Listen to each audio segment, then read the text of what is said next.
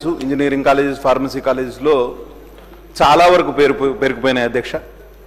దాదాపు ప్రతిపక్ష నాయకులు చెప్తూ 8,000 అంటున్నారు, కూనంనేని సాంబశివరావు గారు 7,000 అంటున్నారు, మంత్రి గారు 5,520 కోట్లు అని చెప్తున్నారు.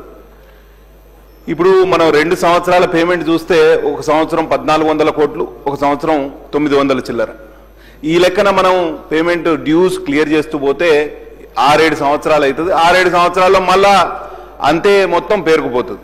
కాబట్టి ఇది గుదిబండై కూర్చుంటుంది. ప్రాబ్లం ఏమవుతుందని అంటే అధ్యక్ష, సర్టిఫికేట్లు ఇచ్చేటప్పుడు యాజమాన్యాలు బాగా సతాయిస్తున్నాయి విద్యార్థులను. మీ ఫీజు రీఎంబర్స్మెంట్ రాలేదు, మీరు డబ్బులు కట్టండి అని యాజమాన్యాలు, ప్రైవేటు కళాశాలల యాజమాన్యాలు విద్యార్థులను పెద్ద ఎత్తున సతాయిస్తాం. చాలా వరకు మా దగ్గరికి వస్తున్నారు.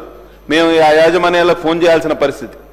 ఆ దుర్భరమైన పరిస్థితి ఇవాళ రావద్దు. ఇది మీరు మొదలుపెట్టిన పథకమే అక్క. మంత్రి గారు చెప్తున్నా, ఇది రాజశేఖర రెడ్డి గారి బ్రెయిన్ చైల్డ్ స్కీమ్.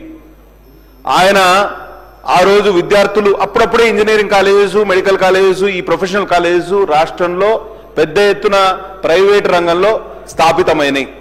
ఆ టైంలో ఫీజు కట్టడం వాళ్ళకి ఈ కళాశాలల్లో 50 నుంచి 60% మంది పిల్లలు చదువుకునే విద్యార్థులు reserved category, BC, SC, ST or BPL ఫ్యామిలీస్కి చెందిన వాళ్ళే ఉంటారు అధ్యక్ష.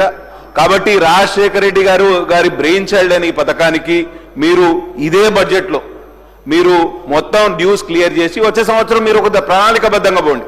ఇప్పుడే మన ప్రతిపక్ష నాయకులు చెప్తూ దాదాపు 2,500 కోట్ల ఖర్చు ప్రతి సంవత్సరం మనకు ఈ స్కీమ్ కింద ఖర్చు అవుతుంది. మనం అరకొర నిధులు కేటాయిస్తున్నాం బడ్జెట్లో, అది ఇంకా పెరిగిపోతుంది.